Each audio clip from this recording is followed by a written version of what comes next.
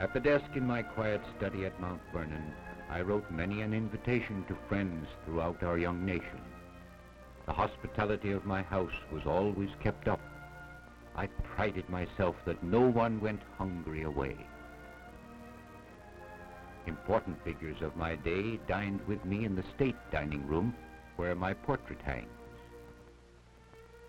And for 20 years, we never ate alone in the family dining room. It was my custom to escort distinguished visitors by candlelight to the peaceful quiet of the guest rooms. On those rare occasions when there were no guests, my lone candle was out at 9.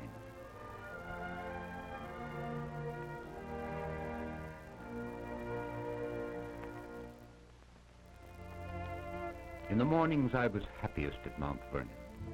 I always arose at dawn. The air was clean and cool, and from the long veranda I could gaze down the broad Potomac. Or I could stroll alone among the many trees I planted. In the morning, too, while the driveway was still empty of visitors' carriages, I could plan the day's work before setting off for Alexandria.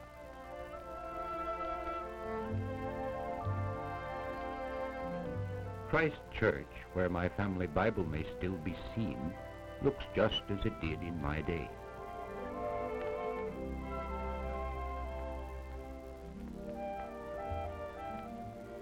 My mother had not even been thought of then, but Martha's son was planning Arlington House, a shrine amid the graves of Arlington Cemetery.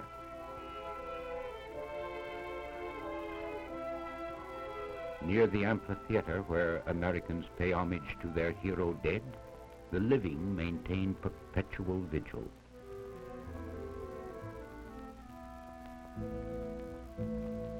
And not far away is the grave of Major Pierre L'Enfant, whose vision was responsible for the plan of our federal city, of the United States. It is hard for me to believe that it has risen from marshland in less than 2 centuries. Across Memorial Bridge stands the nation's memorial to one of my illustrious successors.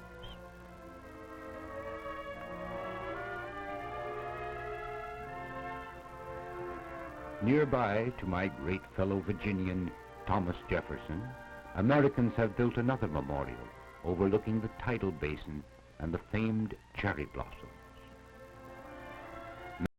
Views in the city of my dreams are often dominated by the most famous monument to my memory.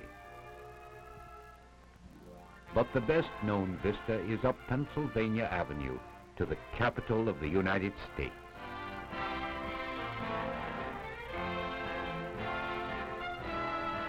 The Capitol building, whose cornerstone I laid in 1793, is the embodiment of the spirit of our nation, where you as a citizen, through your chosen representatives, govern yourself and help plan the... Here you are welcome to visit your congressman in person.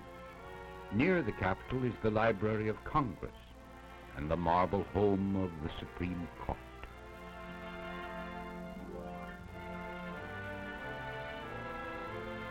Once every 4 years, down tree-lined Pennsylvania Avenue, a newly elected the White House, which I plan to call the President's House.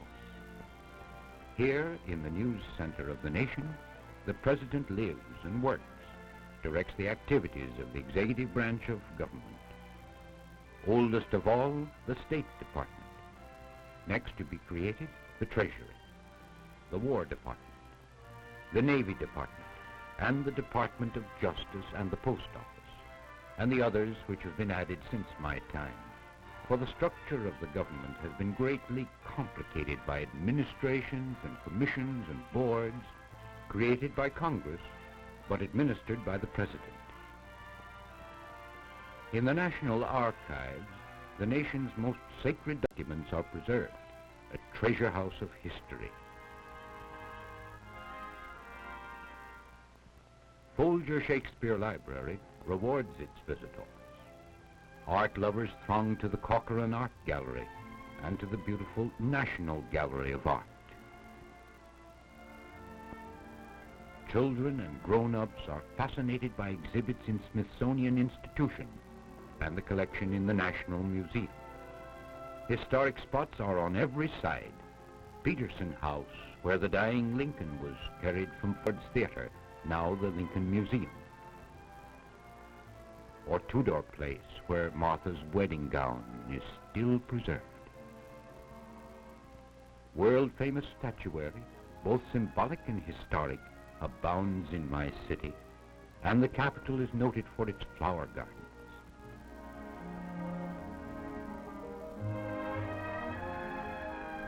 Bordering tree-lined avenues, the embassies and legations of all nations make Washington a truly international city and attest our spirit of friendship and our desire to live at peace.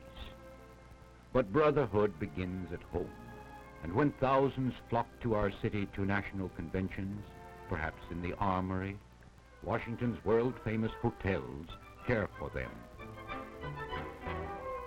Either downtown or on the wooded heights above Rock Creek Park.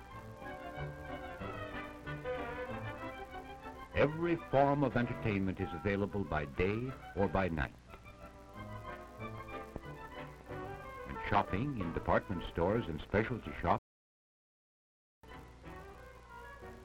I think Washington has become a good place to live, and so do thousands who make their homes here. They find the transit system efficient, or they drive their own cars over smooth boulevards, perhaps through the cool depths of Rock Creek Park, a beautiful municipal playground.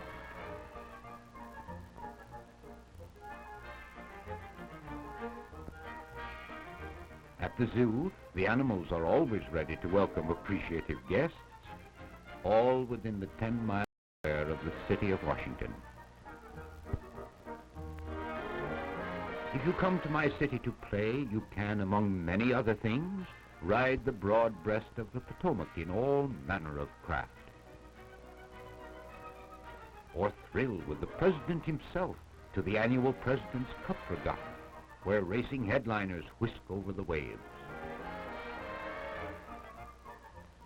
Or you can leisurely follow the path of the old C&O Canal, which I helped organize in the belief that it would make my city a great trade center.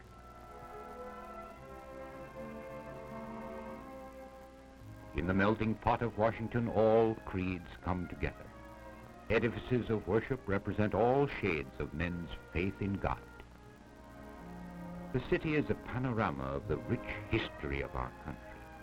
From quaint old Fairfax Street in Alexandria to busy modern corners, both the past and the present compete for the attention of visitors to the federal city. Visitors who throng here by bus, by plane, every point of the compass, by automobile over smooth highways, or by train from north, south, or west. From every state in the Union they come, at every season of the year. Businessmen, workmen, housewives, school teachers, school children, whole families. All of them, every one, assured the great-hearted hospitality of the one truly different American city. It is government. It is democracy. It is the capital of the United States, your city. So, in my own name, and in the name of the city that bears my name, I bid you welcome.